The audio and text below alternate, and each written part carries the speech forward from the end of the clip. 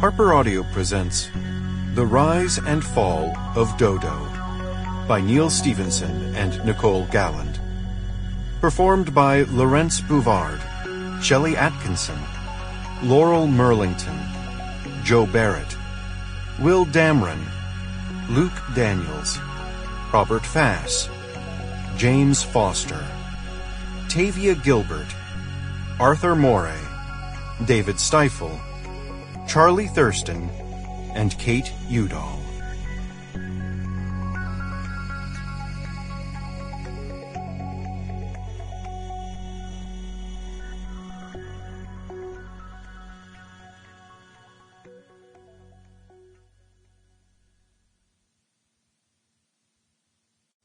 Part 1. Diachronical.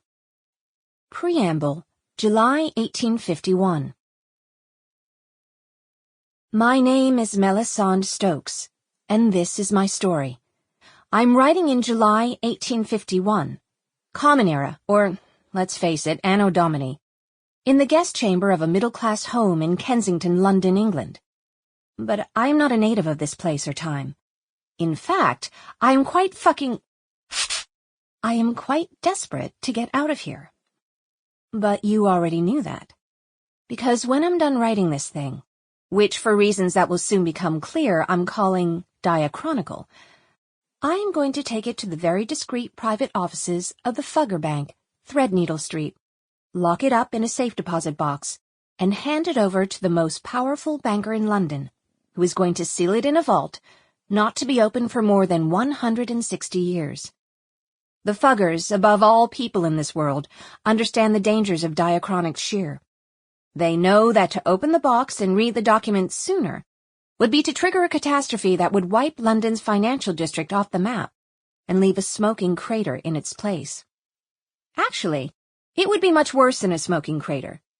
But a smoking crater is how history would describe it, once the surviving witnesses had been sent off to the madhouse. I'm writing with a steel-nibbed dip pen, model number 137B, from Hughes & Sons Limited of Birmingham. I requested the extra fine tip, partly to save money on paper, and partly so that I could jab my thumb with it and draw blood. The brown smear across the top of this page can be tested in any 21st century DNA lab.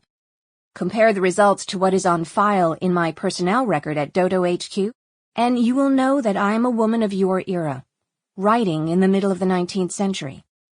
I intend to write everything that explains how I came to be here, no matter how far-fetched or hallucinatory it may sound. To quote Peter Gabriel, a singer-songwriter who will be born 99 years from now, this will be my testimony.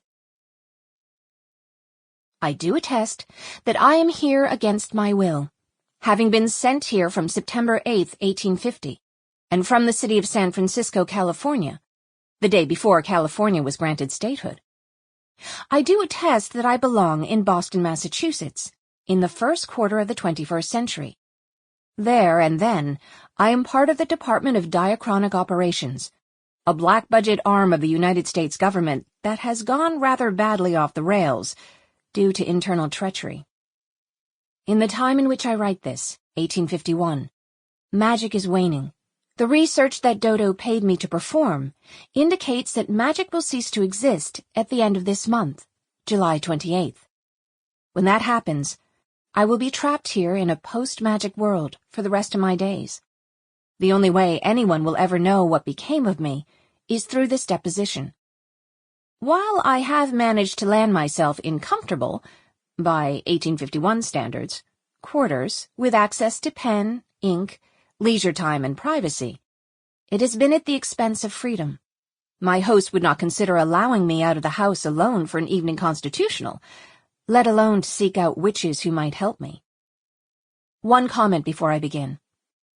If anyone from D.O.D.O ever hears this, for the love of God, please add corset makers to the list of abettors we need to recruit in any Victorian DTAPs.